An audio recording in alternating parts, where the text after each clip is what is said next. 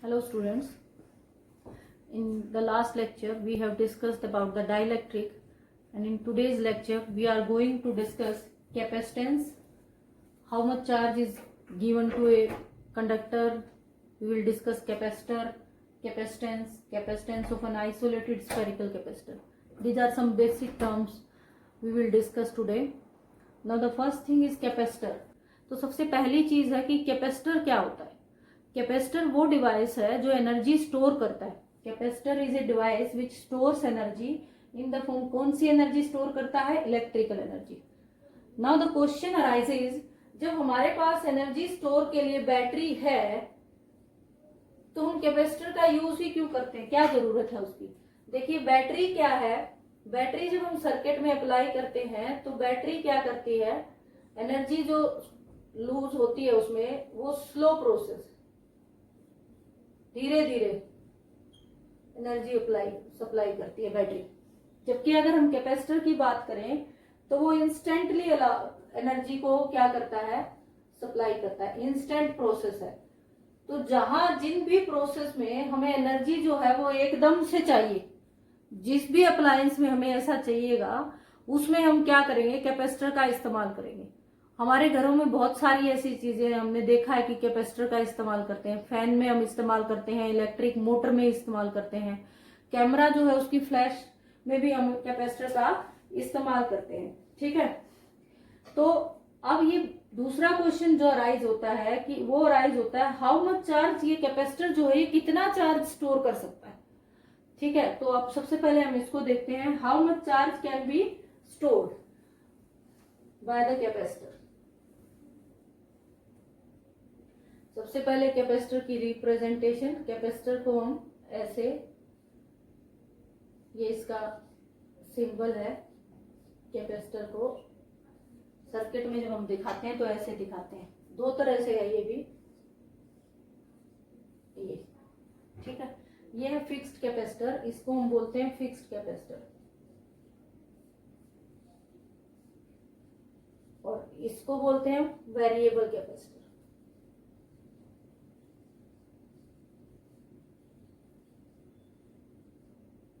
तो सबसे पहले हम देख लेते हैं कि how much energy is stored by a capacitor, how much charge can be given to a capacitor.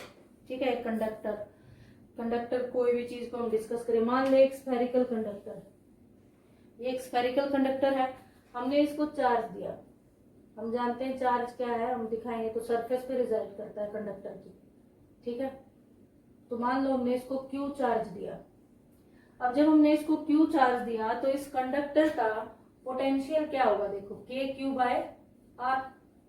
और इसका इलेक्ट्रिक फील्ड क्या होगा, के क्यू बाय आर स्क्वायर. ठीक है. ये वैल्यूज होंगी भाई. अब किसी भी चीज को जब आप चार्ज दोगे, अब ये कंडक्टर है, मान लो इसका रेडियस स्मॉल आर है, इसको आपने चार्ज दिया, क्यू चार्ज दिया, तो इसका पोटेंशियल क्या होगा, के क्यू बाय आर.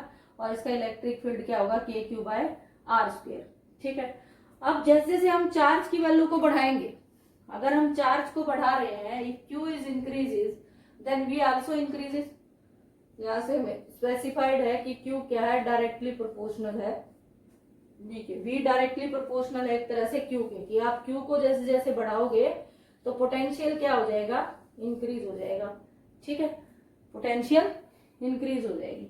अब पोटेंशियल इंक्रीज हो जाएगी और दूसरी चीज क्या इंक्रीज हो रही है, electric field.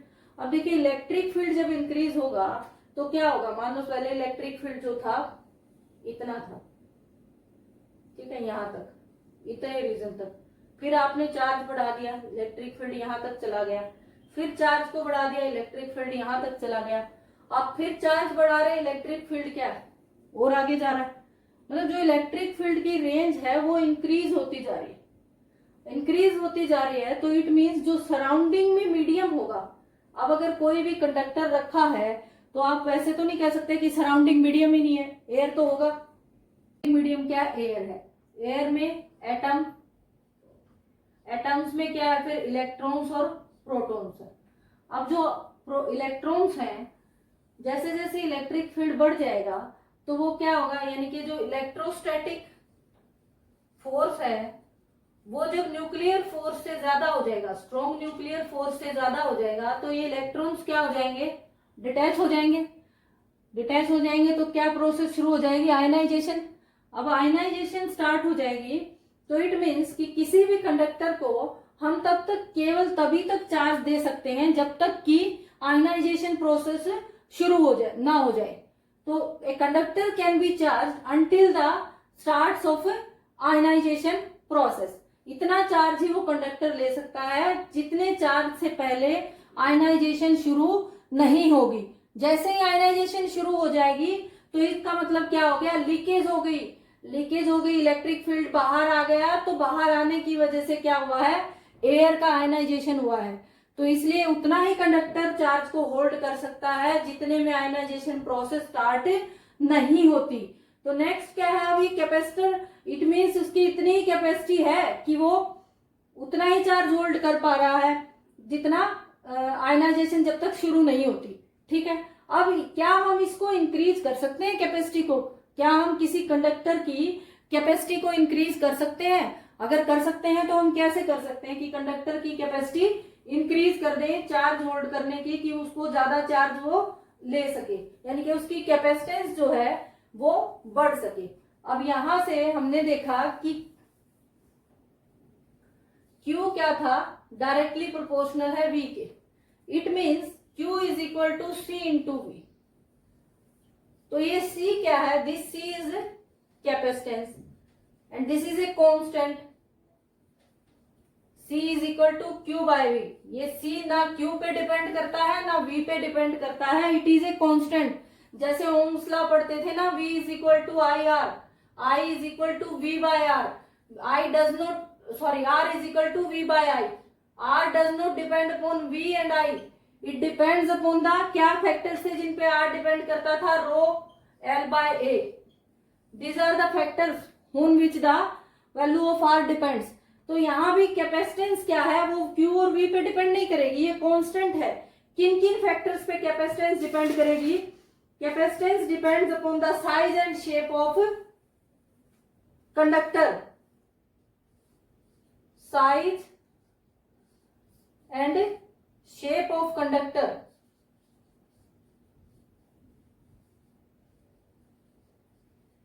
Nature of surrounding medium, इसका जो सराउंडिंग मटेरियल है वो कैसा है, nature of surrounding material.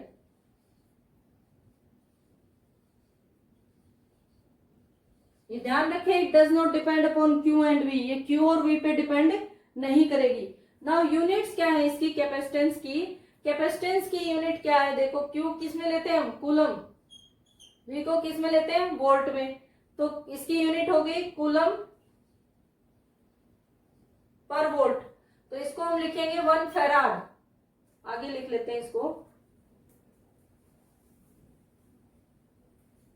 Q C is equal to Q by V coulomb per volt, and 1 coulomb per volt is known as farad, 1 coulomb per volt. ठीक है, इसको हम फराड कहते हैं। तो capacitance of a capacitor is said to be 1 farad if the addition of charge of 1 coulomb, ठीक है ना, if the addition of a charge of 1 coulomb क्या कर दे, increases is potential bye 1 volt. अगर 1 कूलम का चार्ज ऐड करने से जो पोटेंशियल है कंडक्टर का वो 1 वोल्ट इंक्रीज हो जाता है, then the capacitance is said to be 1 farad. Other units भी है इसकी, अदर यूनिट्स हम ले लेते हैं 1 micro farad. Micro means 10 raise to power minus 10 raise to power, sorry ये लिखा हमने मिली फराड, एम लिखा ना, M milli farad 10 raise to power minus 3 farad, and 1 micro farad is equal to 10 raise to power minus 6 farad. फिर आता है 1 pico farad, 1 pico farad is equal to 10 raise to power minus 12 farad. ठीक है, capacitance क्या है, capacitance is the capacity to hold the charge, कि कोई conductor जो है वो कितना चार्ज होल्ड कर सकता है, उसकी वो कैपेसिटी क्या है, that is defined by the capacitance. Unit क्या आ गई, फराड, माइक्रो फराड, मिली फराड, माइक्रो फराड और पिको फराड अदर यूनिट्स है इसकी। और अभी हम जो डिस्कस कर रहे थे कि जो कंडक्टर है वो कितना चार्ज ले सकता है। अभी हमने कहा कि कंडक्टर उतना ही चार्ज ले सकता है जब तक कि क्या लीकेज प्रोसेस शुरू ना हो, यानी कि आयनाइजेशन स्टार्ट ना हो, तब तक वो उतना चार्ज ही वो होल्ड कर सकता है। तो क्या हम चार्ज को इंक्रीज कर सकते हैं, क्या हम उसकी कैपेसिटी को इंक्रीज कर सकते हैं, ये हम देख रहे थे। तो उसके लिए हम देख लेते हैं हम क्या कर सकते हैं कि मान लो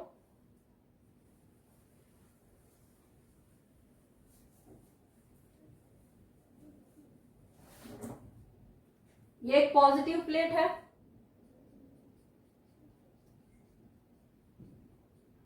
ठीक है, ए।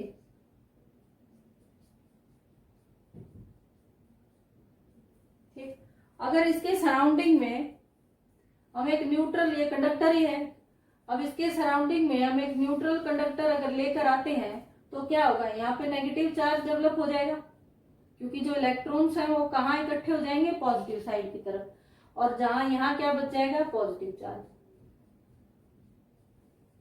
ये क्या है, न्यूट्रल प्लेट है एक तरह से। न्यूट्रल का मतलब क्या होता है, जितने उसमें इलेक्ट्रॉन्स है, जितना पॉजिटिव चार्ज है उतना ही नेगेटिव चार्ज है। तो एक प्लेट ए है जो पॉजिटिवली चार्ज है, हमने उसके सराउंडिंग में एक दूसरी प्लेट को ले आए जो कि न्यूट्रल है। तो उससे क्या हुआ कि ये जो पॉजिटिव चार्ज की साइड, जो दूसरी प्लेट बी है उसके एक साइड में नेगेटिव चार्ज डेवलप हो जाएगा, और दूसरी साइड देखो ये जो पोटेंशियल था इसका, ये क्या था, के क्यू बाय आर स्क्वायर। अब इसमें क्या हो गया, एक नेगेटिव चार्ज डेवलप हो गया। अब नेगेटिव चार्ज डेवलप हो गया तो जो मतलब पोटेंशियल हुई, नई पोटेंशियल जो होगी वो क्या हुई, वी से कम हो गई, डिक्रीज हो गई। जो भी पोटेंशियल नई डेवलप होगी उसकी वैल्यू क्या होगी, वी से के क्यू बाय आर स्क्वायर से वैल्यू घट गई। अब अगर पोटेंशियल घट गई तो हमने कैपेसिटेंस को क्या पढ़ा है, Q equal to C V and C is equal to Q by V. It means अगर पोटेंशियल डिक्रीज हो जाती है तो कैपेसिटी क्या हो जाएगी, C क्या हो जाएगा, इंक्रीज हो जाएगा। ठीक है, तो C की वैल्यू क्या हो जाएगी, इंक्रीज हो जाएगी, उसकी कैपेसिटी, कैपेसिटेंस क्या हो जाएगा, बढ़ जाएगा। अब इफ पॉजिटिव प्लेट को हम एक और काम कर दें कि अर्थ कर दे, ये जो है ना इसको ग्राउंडेड कर दे। अब इसको ग्राउंडेड कर देंगे तो क्या होगा, देखो अर्थ के पास जो फ्री इलेक्ट्रॉन्स होंगे वो क्या करेंगे, अर्थ से फ्लो करके वो कहाँ आ जाएंगे, प्लेट बी की तरफ, और उसको क्या कर देंगे, पॉजिटिव चार्ज को न्यूट्रलाइज कर देंगे, खत्म कर देंगे। ठीक है ना, then the electrons from the earth flow toward the plate and उससे क्या हो जाएगा, न्यूट्रलाइज कर देंगे। तो इस पे प्लेट बी पे क्या हो जाएगा, मोर नेगेटिव चार्ज हो जाएगा, और भी ज्यादा चार्ज क्या हो जाएगा, नेगेटिव हो जाएगा। अगर और नेगेटिव चार्ज हो जाएगा तो ये जो पोटेंशियल वी डैश है ये क्या हो जाएगी, और भी कम हो जाएगी, ये पोटेंशियल और भी कम हो जाएगी। पोटेंशियल और कम हो जाएगी तो कैपेसिटेंस क्या हो जाएगा, और भी ज्यादा बढ़ जाएगी। कैपेसिटेंस अगर सी डैश इसको हम मान लेते हैं तो कैपेसिटेंस क्या हो जाएगी, और भी बढ़ जाएगी। तो इस तरह से हम कैपेसिटेंस को बढ़ा सकते हैं। ठीक है, तो यहां से क्या आइडेंटिफाई हुआ कि एक जो सिंगल कंडक्टर है उसकी जगह पे अगर दो कंडक्टर्स को इस्तेमाल कर लें तो कैपेसिटेंस को हम बढ़ा सकते हैं। ठीक है, तो कैपेसिटेंस को हम बढ़ा सकते हैं, और such a system of two conductors is known as capacitor. और फिर अब जो हम इस्तेमाल करते हैं वो यही दो सिस्टम, जो कंडक्टर्स हैं उनका एक सिस्टम बनता है, और उसको हम कैपेसिटेंस ऑफ कैपेसिटर कहते हैं। ठीक है ना, हम क्या लेते हैं, दो प्लेट्स है, दो पैरेलल प्लेट्स, ऐसे ये सिंबल है हमारा कैपेसिटर का। तो अब जो सिस्टम है, सच a system of two conductors, ये दो कंडक्टर्स जो हैं इनका जो मिलके सिस्टम बनता है, that system is known as capacitor. ठीक है, उसी को हम क्या कहते हैं, कैपेसिटर कहते हैं। अब इसमें क्या है, capacitance of an isolated spherical capacitor, ये तो हमने साथ साथ डिस्कस कर लिया कि हम कैपेसिटेंस को क्या है, ऐसे करके हम इंक्रीज कर सकते हैं। ठीक है, किसी भी कंडक्टर का, और जो दो कंडक्टर अगर हम साइमल्टेनियसली एक दूसरे के सामने आमने सामने पैरेलल उसमें यूज करेंगे तो कैपेसिटेंस क्या हो जाएगी, इंक्रीज हो जाएगी। अब अगर मान लो कि एक आइसोलेटेड स्फेरिकल कैपेसिटर है तो उसकी कैपेसिटेंस क्या होगी, हमें इन सब की जरूरत तो पड़ी ना, ये सब करने की कैपेसिटी। तो पहले इसका मतलब जो आइसोलेटेड कैपेसिटर थे उनमें कुछ उनकी कैपेसिटेंस जो है वो कम रही होगी। अब वो कैसे रही उसका कैसे पता चलता है, जैसे मान लो कैपेसिटेंस ऑफ एन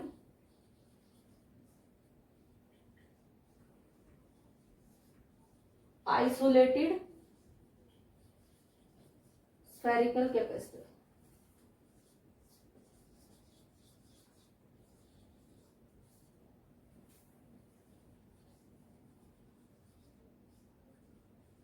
अभी हमने केस डिस्कस किया था स्फेरिकल कैपेसिटर का, ठीक है। अब ये स्फेरिकल कैपेसिटर है, पॉजिटिव चार्ज है on the surface of capacitor, ठीक है, और इसका रेडियस क्या है, मान लो r। Q is uniformly distributed over the entire surface, charge Q जो है वो पूरी सरफेस के ऊपर यूनिफॉर्मली डिस्ट्रीब्यूटेड है।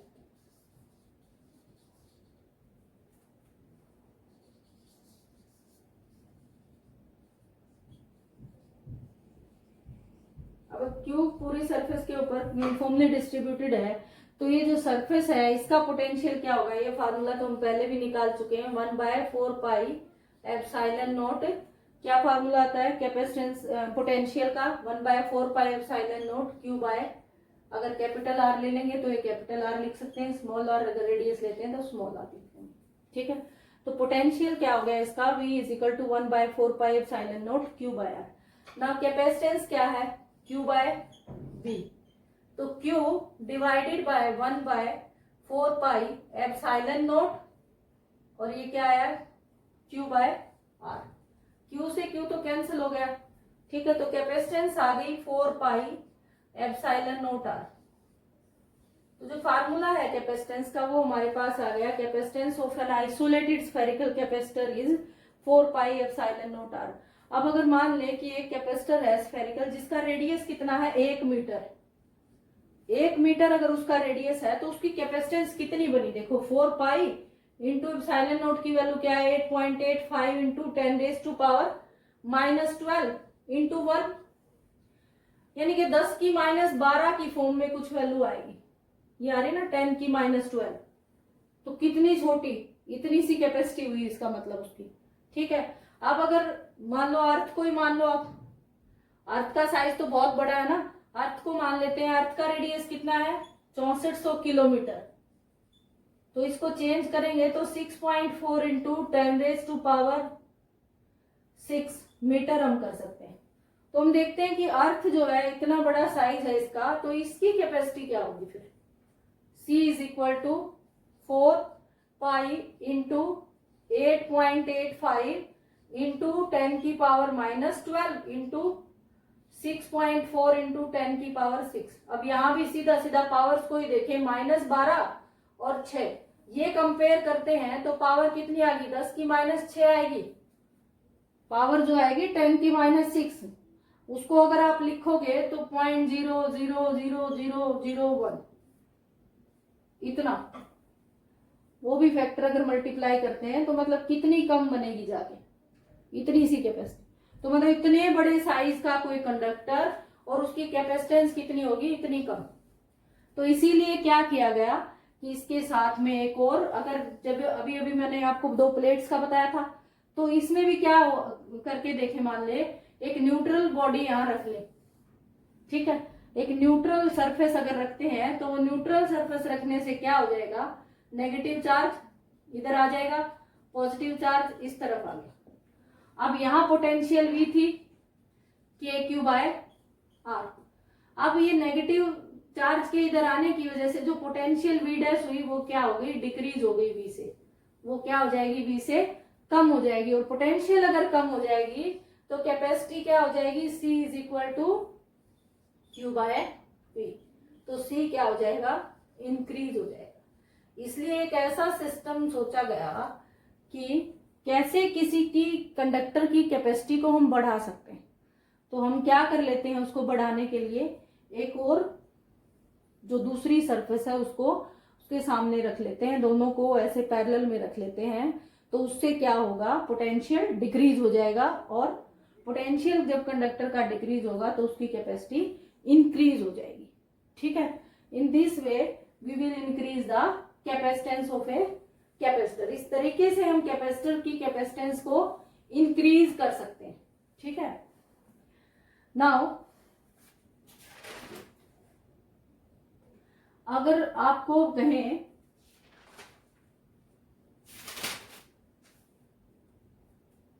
अब एक क्वेश्चन में अगर आपसे डिस्कस करूं, Q और V के बीच में एक ग्राफ दे रखा है, एक छोटा सा क्वेश्चन है, इसको डिस्कस कर लेते हैं, क्योंकि अगर हम थोड़ा थोड़ा सारा साथ में एज ए क्वेश्चंस की फॉर्म में लेके चलें तो थोड़ा सा इजी हो जाती थी चीजें हमारे लिए। दो ग्राफ है आपके पास, हमें क्वेश्चन में दिया है कि दो ग्राफ हैं, Q और V के बीच में ग्राफिकल रिलेशन है। एक ग्राफ B, एक B कंडक्टर के लिए है और ये A के लिए, ठीक है। ये ग्राफ हमें दिखाया गया है और इससे पूछा है विच ऑफ द कैपेसिटर, दो कैपेसिटर्स हैं A और B, ठीक है, उनके दोनों के ग्राफिकल रिलेशन दिखा दिया है Q और V के बीच में, और कहा गया है कि which of the capacitor has higher capacitance. आपको बताना है कि कैपेसिटर CA और CB अगर कैपेसिटेंस मान लेते हैं तो आपको ये बताना है कि किसका कैपेसिटेंस ज्यादा होगा, कैपेसिटर A का या कैपेसिटर B का। अब देखो कोई भी ग्राफिकल रिलेशन आता है किसी में भी, किन्हीं भी क्वांटिटीज के बीच का, तो सबसे पहली बात आप फार्मूला लिखें। सबसे पहले तो कैपेसिटी का फार्मूला क्या है, Q equal to CV and C is equal to Q by V, ठीक है। This is the formula of capacitance. अब यहाँ पे कोई एक पर्टिकुलर पॉइंट पे वैल्यू ले लीजिए, ये किसके लिए है, VA, कैपेसिटर A के लिए। अब उसी चार्ज के लिए, उतने ही चार्ज के लिए पोटेंशियल देख लें हम B का, VB। अब देखो यहां से क्या दिख रहा है हमें कि अगर हम मान लें कि ये 1 कूलम चार्ज, ठीक है, ये अगर 1 कूलम चार्ज है तो इस 1 कूलम चार्ज के लिए VB की वैल्यू VA से ज्यादा है। For Q is equal to 1 coulomb, VB is greater than VA। VB की वैल्यू क्या है, VA से ज्यादा है। तो अब कंपेयर करते हैं, CA is equal to Q by क्या है, VA, and CB is equal to Q by VB, ठीक है। दोनों को डिवाइड कर दो, कर दिया, डिवाइड कर देंगे तो Q से Q कैंसल, तो CA divided by CB is equal to क्या आएगा हमारे पास, CA by CB is equal to VB divided by VA। ये रिलेशन आएगा कैपेसिटेंस का। तो यहां से देखें, CA divided by CB is equal to VB divided by VA। अब देखिए VB is greater than VA, ये हम बता चुके हैं, VB क्या है, VA से ज्यादा है। अब VB is greater than VA, it mean CA is greater then CB।